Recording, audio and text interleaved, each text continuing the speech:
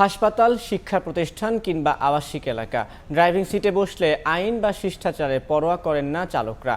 সড়কে নামলে হর্নের বিকট শব্দে অতিষ্ঠ রাজধানীবাসী। ৫৫ ডেসিবেল সর্বোচ্চ মাত্রা হলেও ঢাকার ৪ নীরব এলাকার প্রত্যেকটিতে এই মাত্রা ৮০ ডেসিবেলের কাছাকাছি। জনগণ কবে সচেতন হবে সে অপেক্ষায় না থেকে বিদ্যমান আইনের প্রয়োগ বাড়ানোর তাগিদ বিশেষজ্ঞদের। জুম্মান সাদিক জাবলিনের রিপোর্ট। ক্যামেরায় ছিলেন শামসুল আরেফিন প্রিন্স।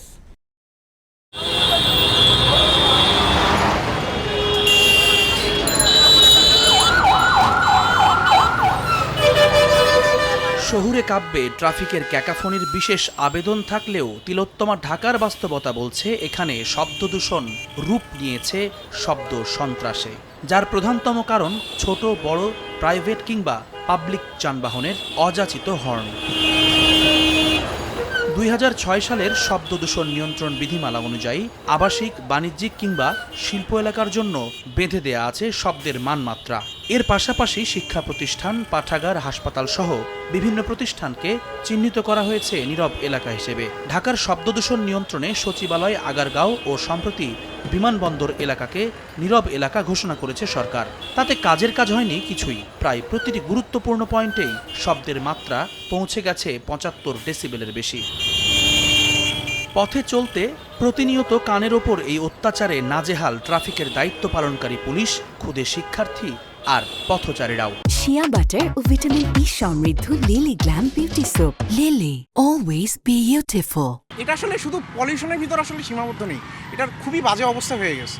এখানে হর্ন বাজানো নিষেধ, এরকম অনেক ব্যানার ফেস্টুন লাগানো থাকে, কিন্তু আসলে কথা হচ্ছে এটা কতজন মানে। গ্রামে তো এতটা শব্দ হয় না, কিন্তু ঢাকা শহরে আসলে অতিরিক্ত সাউন্ডের কারণে মাথায় একটা প্রবলেম হয়।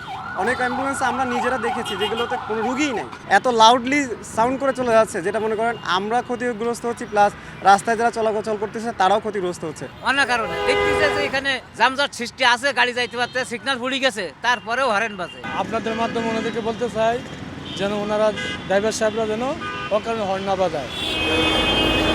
এত সাইনবোর্ড আর প্রচারণা আদৌ কি কোনো প্রভাব ফেলছে গাড়ির ড্রাইভিং সিটে থাকা পেশাজীবীদের আচরণে? একটা গাড়ি চার দিচ্ছে না, তারা তো টুকাতে বলা যায় না, হরেন দিলে সে সাইড দিয়ে। ওই গাড়ি দেখছেন রোড প্রতিবন্ধতা করে দাঁড়ায় রয়েছে, এই কারণে হরেন মারতে হয়। অটো রিক্সা আর যে পাওয়ার রিক্সা এগুলোর জন্য আমাদের হরেন বাজাইতে হয় বেশি।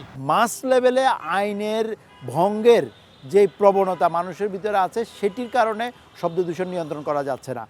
স্বাস্থ্য বিশেষজ্ঞরা বলছেন টানা উচ্চ শব্দের মধ্যে থাকায় কেবল বধিরতা নয়, মেজাজ খিটখিটে হওয়া, নিদ্রাহীনতা, উচ্চ রক্তচাপ, হৃদরোগ, মস্তিষ্ক সহ বিভিন্ন স্বাস্থ্য ঝুঁকিতে আছে এই শহরের লাখ লাখ মানুষ। ব্রেইনের একটা ক্যাপাসিটি থাকে, অতিরিক্ত চিল্লাচিল্লি করলে তার ব্রেইনে একটা ইরিটেট হয়, অনেকের একটু পালপিটেশন থাকে, হার্টে প্রবলেম থাকলে ওদের হার্টবিট বেড়ে যায় এবং এটার জন্য ব্লাড প্রেশারও বেড়ে যায়। বিদ্যমান আইন সংস্কারে কাজ চলছে জানিয়ে পরিবেশ উপদেষ্টা জানালেন পুলিশের হাতে দেয়া হবে আইন প্রয়োগের ক্ষমতা। ঢাকার 10টা এলাকাতে লাগাতার একটা ক্যাম্পেইন, যেটা আমরা এয়ারপোর্ট এলাকায় করলাম, ওটা করব। এর মধ্যে যদি আইনটা হয়ে যায়, যেখানে পুলিশকে আমরা এম্পাওয়ার করি, পুলিশও তাহলে ফাইন করতে পারবে। 1.5 থেকে 2 বছরের মধ্যে আমরা একটা পরিকল্পনা করে এটাকে নিয়ন্ত্রণে আমাদের আনতেই হবে। কোনো সভ্য দেশে এটা চলতে পারে না। বিশ্ব স্বাস্থ্য সংস্থার নির্দেশনা অনুযায়ী মানুষের জন্য শব্দের গ্রহণযোগ্য মাত্রা ৫৫ ডেসিবেল। কান ফাটানো হর্ন থেকে রাজধানীবাসীকে কিছুটা প্রশান্তি দিতে আরও নতুন 10টি নীরব এলাকা ঘোষণার পরিকল্পনা রয়েছে পরিবেশ অধিদপ্তরের, এবং তা বাস্তবায়িত হবে খুব শীঘ্রই।